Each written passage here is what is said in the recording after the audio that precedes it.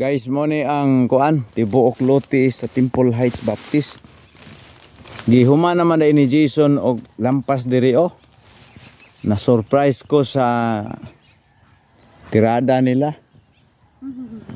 Oh, human naman dai lampas. So mo ni ang kidak-on sa simbahan nga tukuron diri.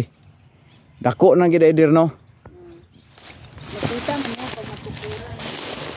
Dak. Namurugtan mo gamay. Oh, dako day kayo eh. Pilon patatong isa. Kanto pa. Apilon pa nato na sunod di oh. Ihatag na si Ginoo nato. Para dako ba? Oh, para dako taas gyud siya.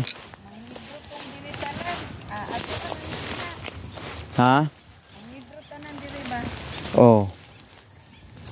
Ihatag ni si Ginoo dito. So dako gyud kay nga lugar. Salamat igtuon. Oh. So